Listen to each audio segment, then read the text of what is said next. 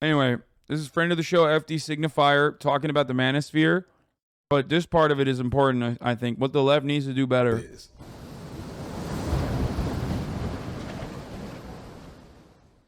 For most of you, I'm not saying anything you don't already know. In fact, I imagine that if you're here on the left side of YouTube, that almost everything I've spoken about here is pretty well understood on some level. So my question is, what are we doing about this? Of all of the topics and issues that we on the left understand and argue about, there is no bigger weakness in our rhetoric, in our ideas, than our ability to understand and engage with masculinity. And I can show you right now my analytics that the majority of my viewership are men. So this speaks to this idea that there is such a great demand for anti-SJW content and that leftist and progressive content is not as viable with this population. So this begs the question, even though of course I am not as big as some of these other Manosphere creators, can we blame YouTube for pulling people deeper into these holes if they aren't actively being sucked in by YouTube's algorithm? The research says no. Noah Sampson. For the record, this is the reason why I do all this other stuff too. This is the reason why I have a variety of different kind of content. Sometimes you might be thinking, Hasan, why the fuck are you covering this? Why are you covering something that like I don't think is immediately important or political? Or why are you doing this collaboration? Why are you, I don't know, why are you fucking giving like even health advice from time to time? The reason why I do all of that, including like the reason why I want to fucking make sure that there's, you know, some steady flow of content even on my TikTok, right? As I have, as I was showing you earlier, and a lot of you were like fucking complaining and crying. But the reason why I do that is because I want to flood the space with as much like, I want to flood the space and counter all the negative propaganda that just surrounds me as best as possible, with the ultimate goal of bringing people back in here and having these sorts of conversations and have those fucking weirdos come in here with an open mind rather than come in here to just be shitters. Every single one of you from one way or another encountered my content and commentary or some other form where I was like either talking about some shit or appearing on someone else's broadcast, and you saw that and you were like, I'm gonna check this guy out. And that's why I promote this shit, and that's why I ask you to juice this content too whenever I fucking have like, again, like a TikTok or whatever. Because I want to make sure that like, especially in areas where there's like hella fucking misinformation like TikTok, I want to make sure that there's a counter to all of that. This was what drew me to your content 100%. I was aimless throughout a lot of high school looking for masculine role models. I grew up with a single mom. I watched her antidote to instill them on recommendation from a friend, and it spoke really deeply. Side note, you should release a new version. Having a healthy approach to masculinity that acknowledges how hard it is to perform masculinity is so important for the left. All right, let's continue with this though.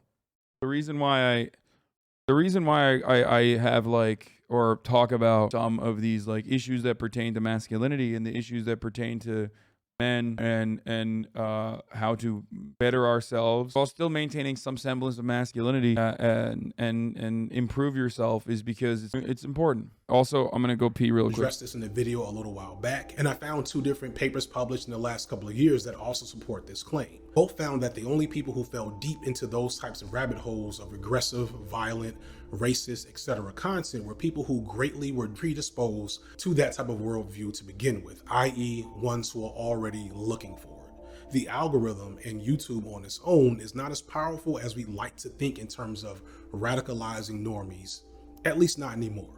I think this is something significant to understand. On one end, I am somewhat skeptical of the research because the one question I have is that what counts as predisposed for that type of content? So much of how we teach boys and men to see masculinity could easily predispose a good amount of young men to pursue radical content. But more significantly, if we recognize that there is a battle for the proliferation of certain ideas among this population, but we still see the massive influence and reach of everything between Gary Vee on to Jordan Peterson for men and boys, then to me that says that we aren't really putting our best foot forward to address this on the left. A video essayist, Macabre Storytelling, did a pretty awesome video on his experience with pickup artist communities. He bravely admitted that he had unironically spent some time in the community and then got out, and while in, he noticed that most of the men were just normal men who were like him, trying to get better at talking to women. He also noticed that although he could see the flaws in the community and that there were several great content creators who had done excellent breakdowns of why pickup artistry was bad, when it was time for him to find a better alternative to pickup artistry and Manosphere type content,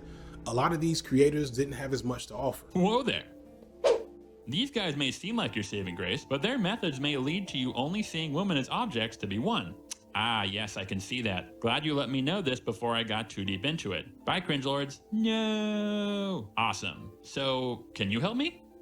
Help you with what? Well, like I said, I am pretty insecure when it comes to women.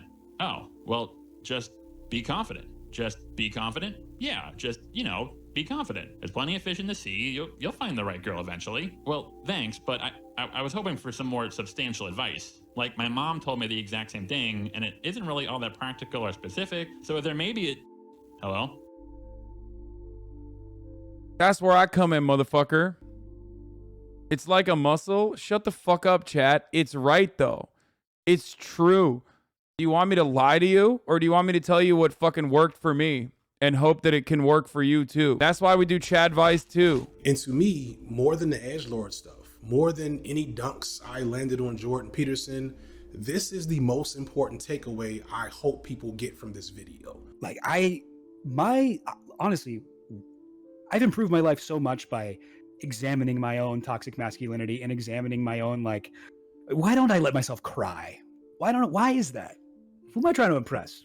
That has only been good for me. That has been a vast improvement in my life. And I wish that for everyone. Yeah, it's interesting, right? I guess like all of these alienated like white dudes who are susceptible to the beauty pipeline types, like they are looking for guidance. They're looking for some answer to their problems, and I can definitely like understand. Like it would be nice to have somewhere on the left that was speaking to that group. I'm the one who's being oppressed here. Like, how dare you accuse me of like feeding into that, and like that defensiveness. It makes it very difficult to pull people out in some cases when they've gotten caught up in these movements. I understand that there are some barriers in terms of how well we can talk about it, as well as how well we can give that message to individuals who maybe aren't that open-minded to it, or if they are not going to necessarily be the best folks to engage with on a regular basis in this type of political discourse. Many of the biggest figures on LeftTube are women, but LeftTube is not without its fair share of creators who, regardless of gender expression or sexuality, present masculine and have large swaths of masked viewers who they appeal to. So it's not an absence of opportunity, it's kind of an absence of efficiency and effort. And again, I understand why. So much of how all of us have been taught to understand masculinity is built around these destructive and toxic frameworks. Many of us, myself included, are in a constant negotiation with masculinity as something we value and identify with, but also something we've had to in some ways unpack and relearn in order to get healthier. Some of us don't know how to define, perform, and embody masculinity without the toxic elements that we agree shouldn't be there. A few weeks ago, Kendrick Lamar released what amounts to a recorded therapy session for Black men in the form of an album, and I think it was great. The album manages to address Black men's internal struggles with trauma and masculinity and toxicity and queer and transphobia in a way that I never could.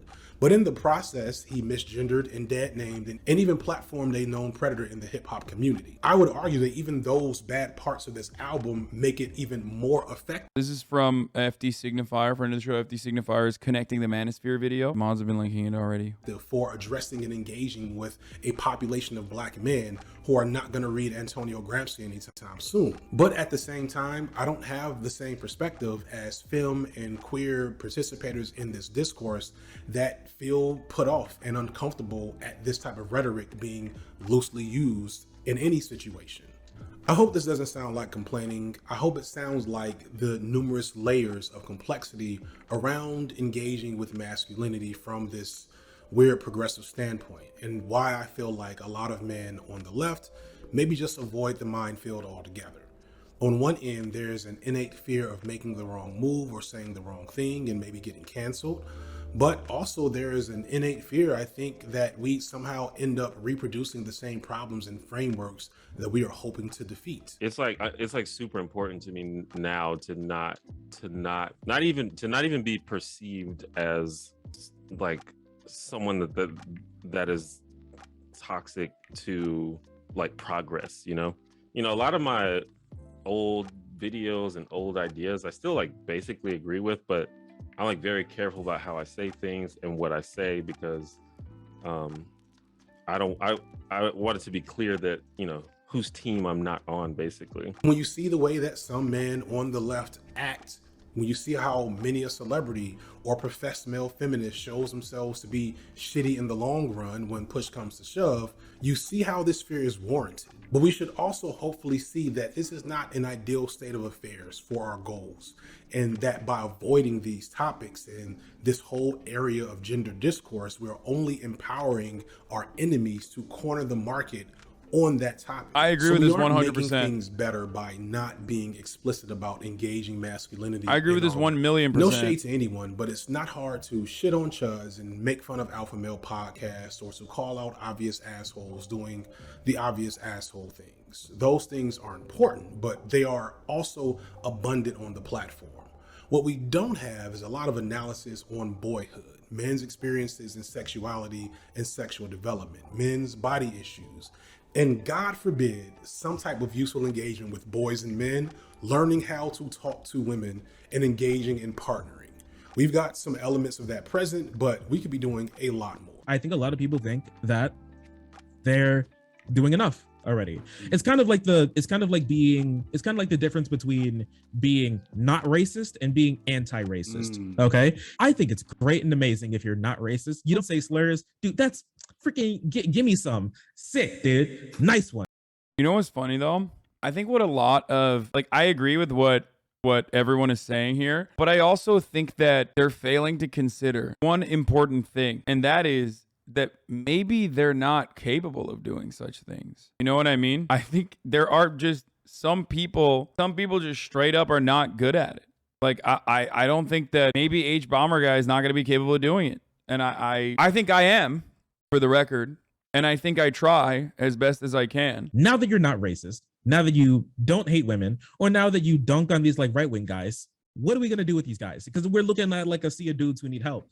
What are we going to do? But like, we feel like we should stop and end right there at that. We've debunked them. We've destroyed them. We've torn down all of their stuff, right? What are we going to do now? Yeah, like high five, good job. What are we going to do now to reel these people back in? Because we can't just stop there. That's where the anti-racism comes in. That's where the deprogramming comes in. There's been very little intentional guidance given to a lot of these men and boys around their specific standpoint in this process. The only ones speaking directly to them are the ones that tell them to resist that change. So shockingly, I have fans that are both fans of me and somehow Kevin Samuels. And the only thing that makes sense of that from my perspective is that these are young men and boys that are so hard up for useful images of black masculinity that they'll take damn near anything, even if it doesn't make sense when you put them together. Guys, I'm able to do it because I'm also a very carbon copy expression of I'm the vehicle of that patriarchy. People see me, and Tiana from Fab Socialism was the one that made me realize this the most. She said, I was afraid to click on your videos because you look like the type to do it. You look like it. And I was just like, but that's actually great. I feel the exact same way too. That's me to a T as well. As also a big boy, I have a lot of bro-like tendencies. I look like a fucking bro. I act like a fucking bro. That's it. That's what this dude gets it. You know, maybe I should change up my thumbnails. Maybe I shouldn't put myself in the thumbnails. And it was actually the folks from Standard, shout out to folks from Standard, that was just like, no, I think that's the reason why you resonate, because people see your picture. They see very much presenting masculine, strong, bear type, and then you spit something different. and it takes them for a loop. And that's really one last thing I want to get across. Bro, you wish you were as yoked as this guy? Okay, true. He's like way, way, way more fucking yoked than me, obviously. I just meant that like, I simply meant that like, I have a look. On top of that, I'm white, right? So I'm literally fucking white, cishet is you know, talking about these sorts of issues. But if you're following along, like you have the capacity to subvert their expectations, sure. But you also have like people that don't feel comfortable entering this space because they're like, well, this guy's probably just another fucking cishet white guy who just sucks. He's probably racist. He's probably fucking, you know, he's probably transphobic, homophobic. You know what I mean? Before I wrap this very long video up, there's a possibility that this long into the video that some of you do not agree with me, but you're watching all the way through just to make sure you've done your due diligence. I appreciate that. And maybe you're not interested in moving further left. Maybe you're a staunch conservative somehow in some form or fashion. Maybe you're one of the many men that liked me and Kevin Samuels. Wherever you are in that spectrum, I don't need you to read Capital or Bell Hooks or anything else explicitly that is going to pull you into a leftist ideology. But what I will challenge you to do is to deconstruct how you see yourself as a man apart from the messages and images that you see in the manosphere. That we have now so much proof and evidence is not helping you, is not helping us as men out here in the world. I get the appeal of easy. Gonna be real and say, as a woman, it took me a little while to get used to her style. As someone who was used to more soft boy content, you are a secret soft boy, lol. Yeah, no, for sure. But also the other side of that is that like the way I look and the way I carry myself, the way I present myself, I believe is very successful at reaching an audience that normally would not listen to someone. That's why I always say like, I try to use my privilege for good.